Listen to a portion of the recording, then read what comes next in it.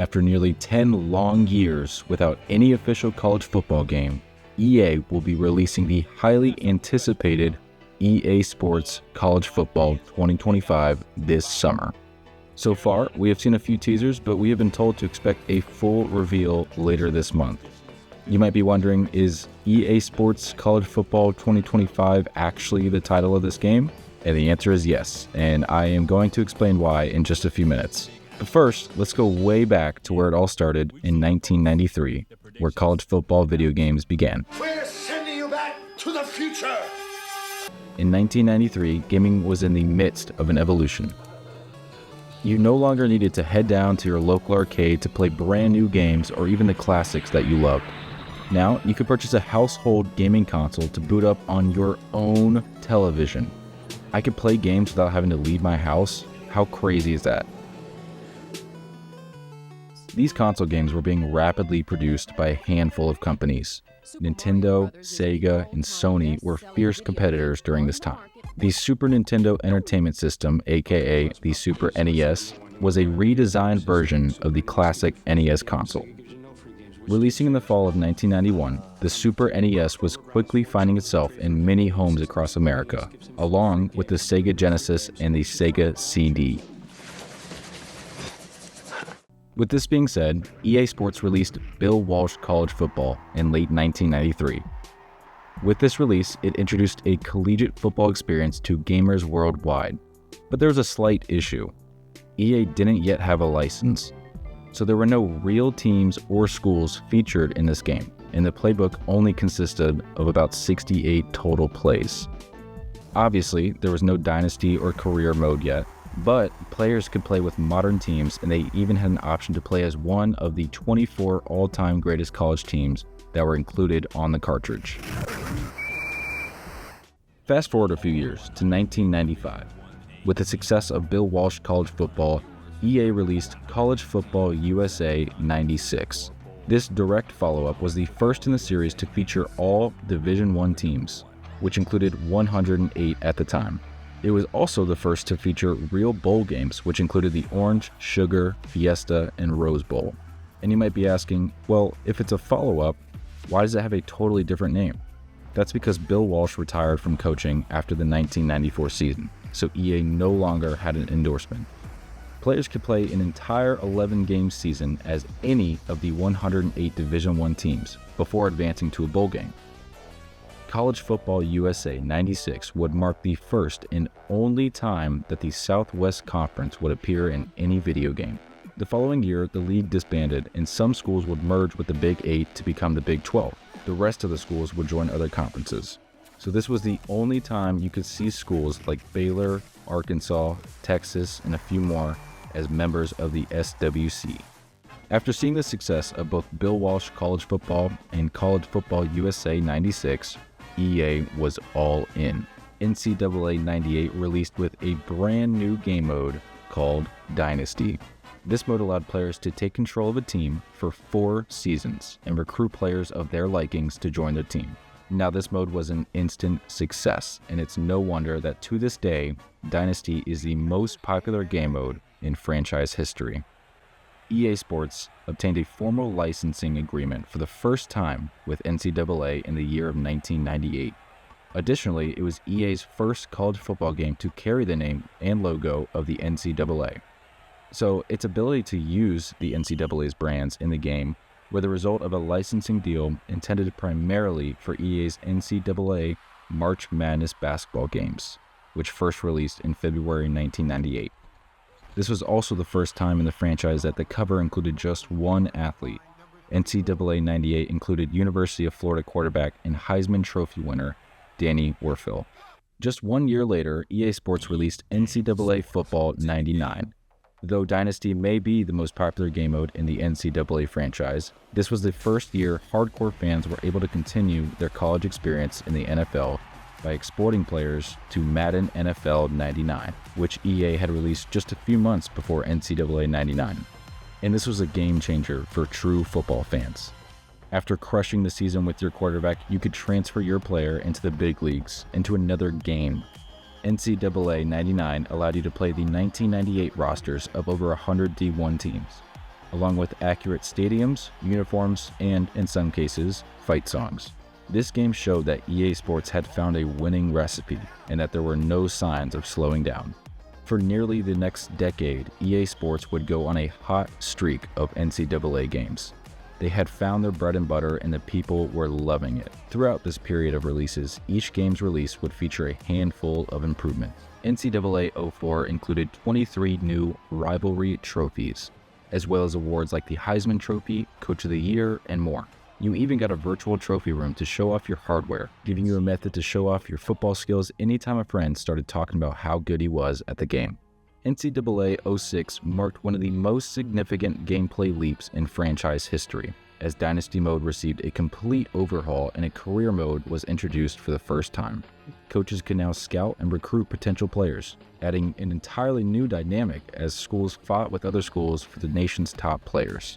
Those looking for a career-style experience could jump into Race for the Heisman, where an on-field performance determined ratings and the end goal was to snag the Heisman Trophy before graduating. NCAA 09 included the Year of the Quarterback Quiz, wherein after throwing an interception, the offensive coordinator would show you 3 defensive schemes and ask you to guess which one the defense employed.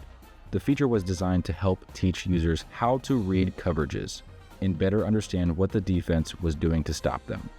This edition also included the ability for QBs to be overwhelmed by crowd noise, losing their composure and causing receiver routes to show up as squiggly lines or button prompts to appear as question marks. This was also the first year you could ice the kicker, which was the bane of many online players' existence.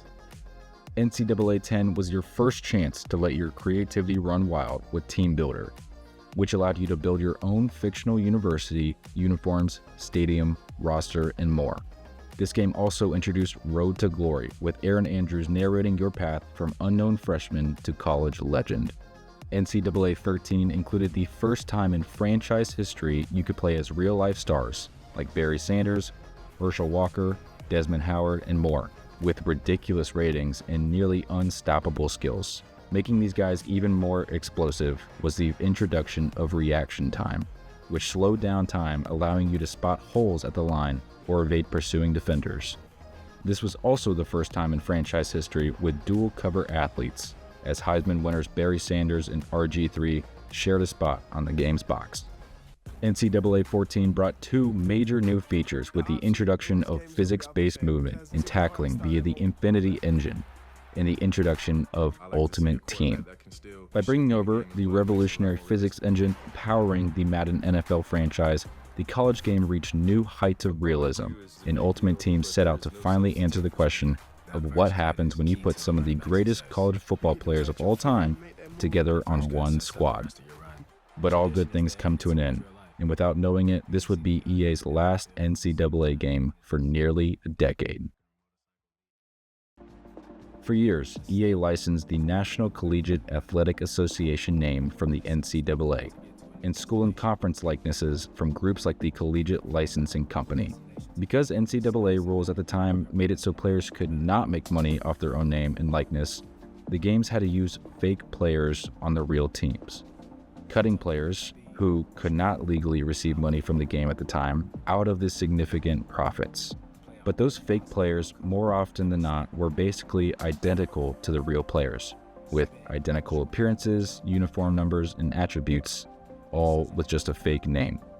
Because of this, former UCLA basketball player Ed O'Bannon filed a lawsuit in 2009 against both the NCAA and the Collegiate Licensing Company, arguing that this practice violated antitrust laws. Specifically, he pointed to how his likeness was used in NCAA Basketball 09 without permission.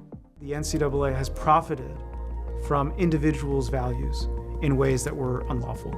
The main focus initially was to spark conversation and really get people to talk about what we felt college basketball, the conversation that we felt that fans and administration should be having. And that is not only do you control your likeness as a college athlete, but do you get paid while you're in school, while bringing in millions and up to billions of dollars for these universities. A whole bunch of other Division I men's basketball players and football players joined the lawsuit. Eventually, EA settled with the players and paid out a $40 million fee, which netted around 100,000 players that had appeared in basketball and football games since 2003, up to $4,000. The case continued on to trial, where a judge eventually decided the NCAA rules did violate antitrust laws. The NCAA appealed and the Supreme Court denied it. So, this meant that the NCAA had to pay out $42 million in fees and costs. But the fallout of the litigation was that the NCAA, Southeastern Conference, Big Ten, and Pac-12 pulled licenses from EA, effectively putting an end to the video game series. The NCAA announced its new player name, image, and likeness policy, known as NIL for short, in 2021, allowing players to get paid for sponsorships, endorsements, and other deals around their image and likeness. Now, there are still rules, like requirements around reporting these things to their schools, but it is a major win for college athletes. Both federal and state governments have worked to bring legislation to protect the rights of college athletes. So far, EA Sports has confirmed that it has a partnership with the Collegiate Licensing Company for school-related things, like mascots, uniforms, and stadiums. It said then that player likenesses would not be included, but that EA is, quote, continuing to watch those developments closely. In 2023, it announced EA Sports College Football 25 would let players opt into being into the game, using licensing company One Team partners, according to ESPN. And those players will be paid for being in the game. For players that don't want to participate, EA will create a generic avatar. Since the new game's announcement, many D1 schools have opted into being associated with the game, meaning we can expect a large majority, if not all, of the Division I college football schools to be a part of EA Sports College Football 2025. I can't tell you how excited I am for this game to release and to experience that childhood excitement I had when I used to play these games. This franchise has had a complicated timeline, and finally, after a decade, it'll be back in full swing. Guys, I want to just say thank you for all of your support. We just reached 1,000 subscribers yesterday, and I am just so thankful and blessed that you guys enjoy these videos just as much as I enjoy making them. If you did like this video, go ahead and leave a like down below and comment if you're excited for this game as well. If you're interested in joining our Discord server, I'll leave a link in the description so you can go check it out. Our Discord server is where I get to personally talk to you guys, brainstorm ideas, play games, and just have a great time. Well, that's going to be it for this video. Again, thank you so much for watching, and I'll see you in the next one.